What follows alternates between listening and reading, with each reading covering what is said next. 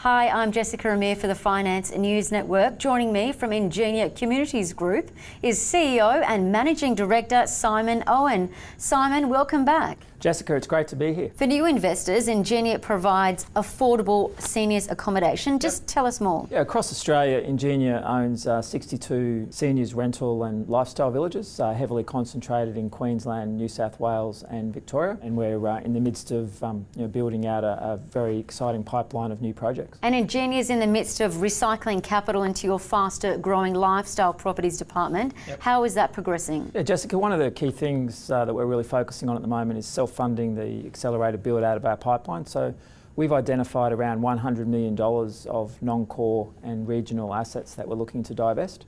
We're about 1/3 of the way through that at the moment. So in the last couple of weeks, we've sold 5 rental villages in Tasmania and 2 smaller lifestyle communities on the New South Wales Central Coast. And then I would expect that over the next 12 months, you'll see us sell down the balance of that $100 million of non-core assets.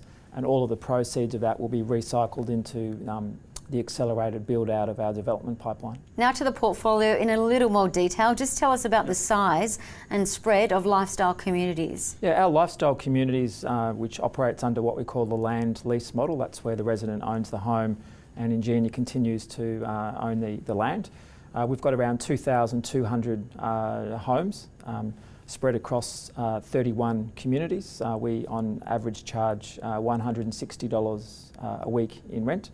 And that part of the business is going very well. I think there's what we call internally within the business a seniors tsunami coming through. So every day in Australia there's nearly 1,000 people turning 65, and so we think there's very strong tailwinds that are going to support our business over the next 30 years. Very impressive stats. What about the holiday parks? Yeah, Ingenia Holidays is the more tourism orientated component of our business. So across New South Wales and Queensland, we have over 2,000 tourism cabins and camping and caravan sites.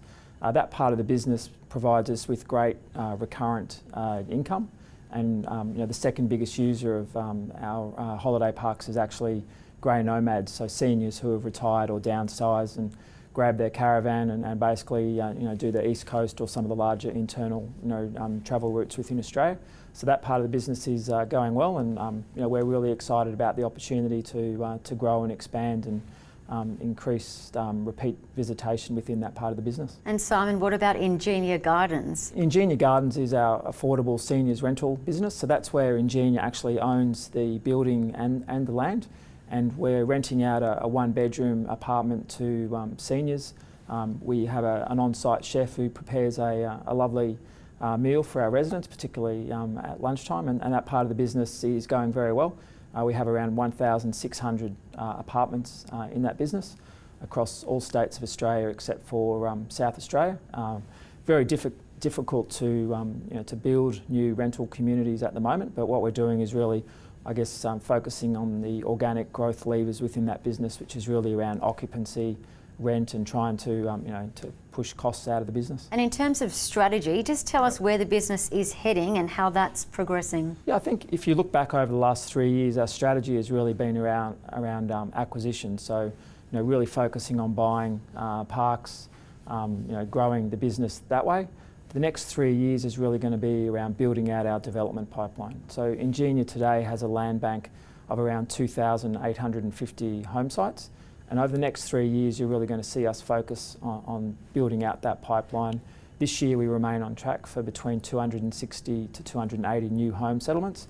Next year, we've given the market guidance for 350 plus settlements, and we see further growth beyond that. So I guess the last 3 years has really been about portfolio composition. The next 3 years is around execution and building out that pipeline. And last question, and a little bit more specifically, what's your outlook for the second half of this financial year? Yeah, we're coming home with, what you would say as a sailor, coming home with a wet sail. We've got over 200 residents who have either deposited or contracted to move into one of our communities. We're expecting a very strong last quarter to the year. We're expecting, we've got 2 new communities that our first residents are moving into in May. So that's our first greenfields project just north of Newcastle, which is called Latitude 1.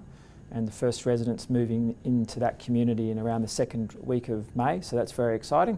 And we've also got a large new community that we're just finalising down on the New South Wales south coast, which is called Lake Conjola.